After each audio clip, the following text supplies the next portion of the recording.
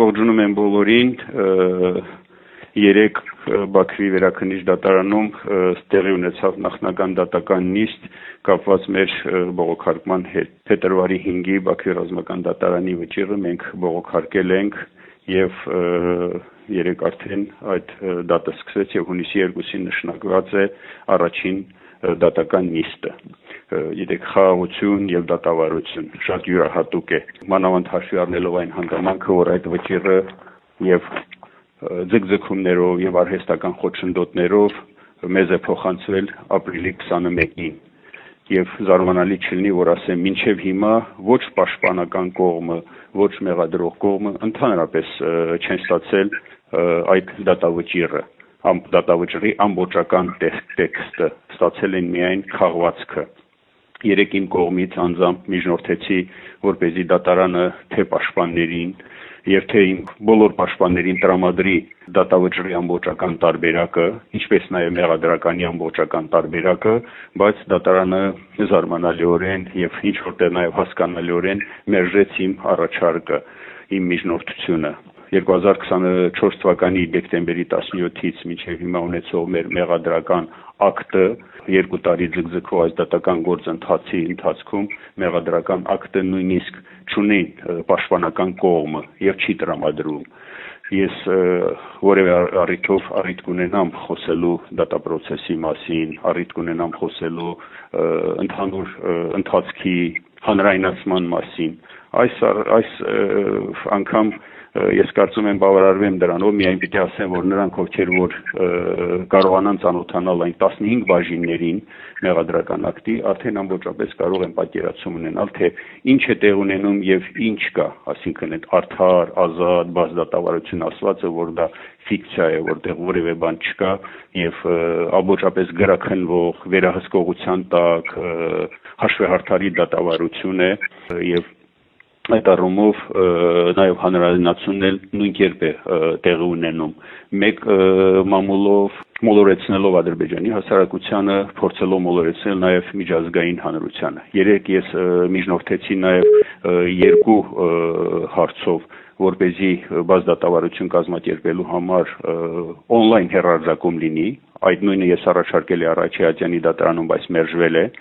Երեկ էլ առաջարկեցի մերժվեց եւ երկրորդ առաջարկս այն էր, որ այն լրատվամիջոցը ԱԶՏՎ-ի, որ ներկայ է լրատվամիջոցի ներկայացուցիչներին, որպեսզի դատարանը արգելի դատական նիստերի ներկա գտնվելուց իրենց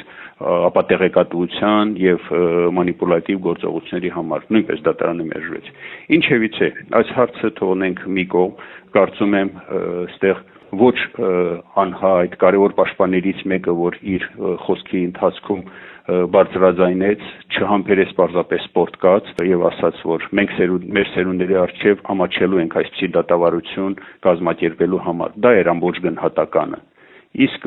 ընդհանուր առմամբ պիտի ասեմ, դա տրագիկոմեդիա է եւ Ֆրանց Կաֆկան կերազեր ներկա գտնվելու այդ դատավարությանը եւ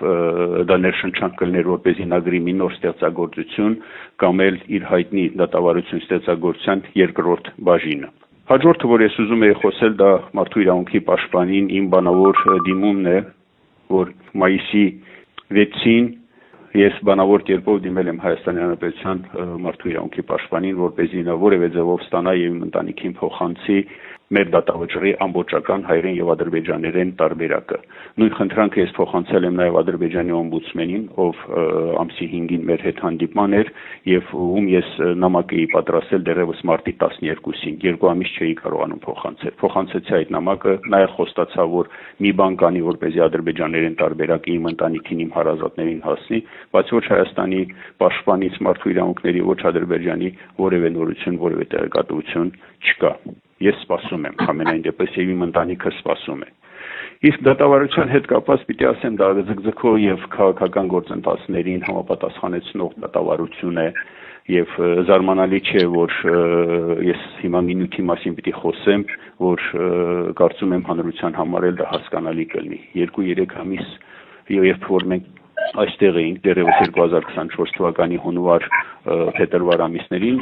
այն անդհատները պաշտոնական անձիկ, որ մեր հետ շփվում էին, հարաբերում էին, մեզ հուշում էին, անուղղակիորեն հասկացում էին, որ դուք այստեղ եք այնքան, ինչքան ցանկանան Հայաստանի իշխանությունները։ Մենք նախ ուշադրություն չէինք դարձնում, զարմանում էինք, ինչպես կարող այդպես լինել, ինչպես մեր հայրենի իշխանությունները չէին ուզենա, որ մենք վերադառնանք անմիջականորեն, բայց այսօրվա տեսանկյունից արդեն ամեն ինչ պարզ է եւ հասկանալի, որ ցավոք այդպես է, ցավոք զարգացումները եւ այս դատավարության գործընթացը քաղաքական զարգացումներին, այդ թվում Հայաստանում տեղ ունեցող քաղաքական զարգացումներին համապատասխանեցնելու առումով մեզ ուրիշ կարծիք չի թողնում, որպեսզի ուրիշ կարծիք ունենանք, այլ այդ կարծիքը դառնում է համոզմունք։ Հատկապես վերջին զարգացումների վրա, երբ որ ղարաբաղցիների հասցեին ինչ-որ, այսպես ասած, իրականությանը չհամապատասխանող բաներ է փոխանցում, ես չեմ ուզում իջնել այդ մակարդակի, բայց երբևէ առիթ կլինի, պարզապես պիտի ասեմ բոլորի համար էլ պարզ է, թե ով է մեղավորը, ով եւ ում, այսպես ասած, գործունեության արդյունքում այս ամենը տեղի ունեցավ։ Ինչևէ, 3 տարի է, մենք այստեղ ենք, մոտորապես 3 տարի է, պիտի ասեմ, ոչ սկզբունքայնությունը, ոչ ողջախոհությունը, ոչ ոգու եւ ոչ կամքի ուժը մեզ չեն լքել եւ չեն դավաճանել այսուհետ էլ այդպես է լինելու։ Ցավալի է ինչ որ կա, բայց մենք շարունակելու ենք մեր ընդհանուր որդեգրած գիծը։ Ես պիտի առիթը օգտագործեմ շնորհակալություն հայտնեմ բոլոր այն մարդկանց, բոլոր այն կառույցներին, այն կազմակերպություններին, ովքեր իրենց ջանքերն են գործադրել, որոշումներ կայացրել, հայտարարություններ արել, որպեսզի մեզ անհապաղ ազատեն, այդ բոլոր կառույցները, կազմակերպությունները, անհատները համոզված են, որ մենք անմեղ ենք եւ անմիջական պետք է վերադառնանք մեր ընտանիքների կողքը։ Ուզում եմ նաև առիթը օգտագործել իմ ժողովրդին շնորհավորել մայիս 28-ի առիթով հայոց պետականության վերականգնման օրվա առիթով եւ ցանկանալ իմ ժողովրդին ոգու, կամքի եւ միասնության ուժ։ Պինդ եղեք առայժմ